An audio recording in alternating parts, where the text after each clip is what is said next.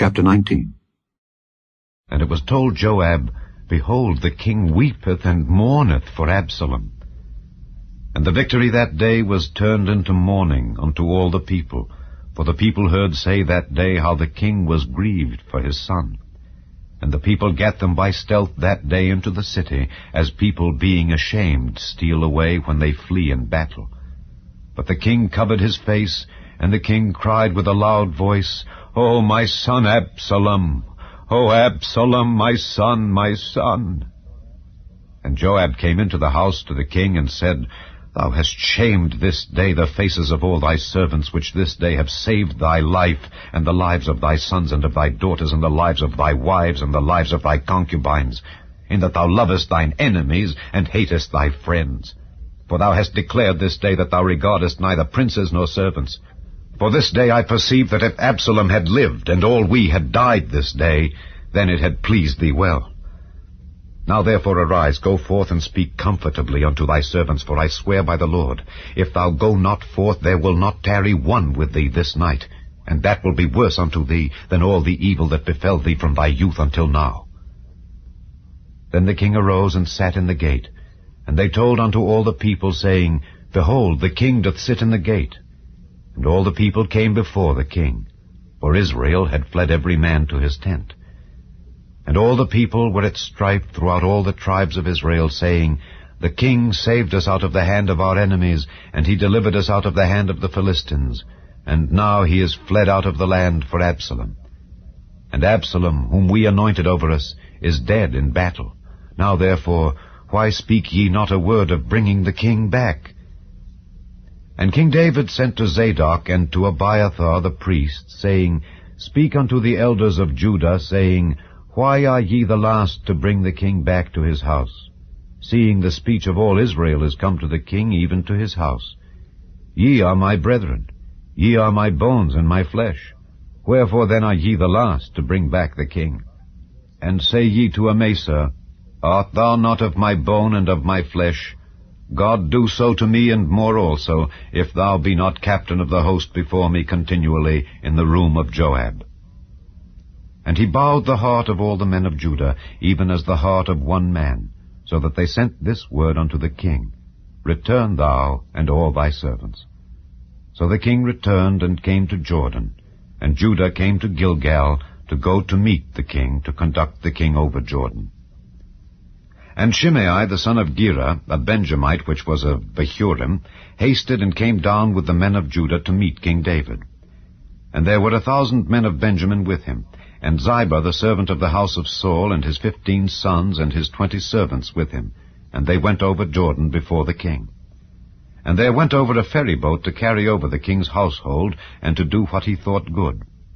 And Shimei the son of Gera fell down before the king, as he was come over Jordan, and said unto the king, Let not my lord impute iniquity unto me, neither do thou remember that which thy servant did perversely the day that my lord the king went out of Jerusalem, that the king should take it to his heart. For thy servant doth know that I have sinned. Therefore, behold, I am come the first this day of all the house of Joseph, to go down to meet my lord the king. But Abishai the son of Zeruiah answered and said, Shall not Shimei be put to death for this, because he cursed the Lord's anointed? And David said, What have I to do with you, ye sons of Zeruiah, that ye should this day be adversaries unto me? Shall there any man be put to death this day in Israel? For do not I know that I am this day king over Israel? Therefore the king said unto Shimei, Thou shalt not die. And the king sware unto him. And Mephibosheth the son of Saul came down to meet the king, and had neither dressed his feet, nor trimmed his beard, nor washed his clothes, from the day the king departed until the day he came again in peace. And it came to pass, when he was come to Jerusalem to meet the king, that the king said unto him, Wherefore wentest not thou with me, Mephibosheth? And he answered, My lord, O king, my servant deceived me. For thy servant said, I will saddle me an ass, that I may ride thereon, and go to the king, because thy servant is lame. And he hath slandered thy servant unto my lord the king. But my lord the king is as an angel of God. Do therefore what is good in thine eyes. For all of my father's house were but dead men before my lord the king, yet didst thou set thy servant among them that did eat at thine own table. What right therefore have I yet to cry any more unto the king? And the king said unto him, Why speakest thou any more of thy matters? I have said, Thou and Ziba divide the land.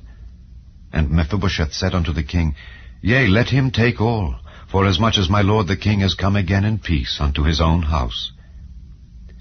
And Barzillai the Gileadite came down from Rogelim, and went over Jordan with the king to conduct him over Jordan. Now Barzillai was a very aged man, even 80 years old, and he had provided the king of sustenance while he lay at Mahanaim, for he was a very great man. And the king said unto Barzillai, Come thou over with me, and I will feed thee with me in Jerusalem. And Barzillai said unto the king, How long have I to live, that I should go up with the king unto Jerusalem? I am this day 80 years old, and can I discern between good and evil? Can thy servant taste what I eat or what I drink? Can I hear any more the voice of singing men and singing women? Wherefore then should thy servant be yet a burden unto my lord the king?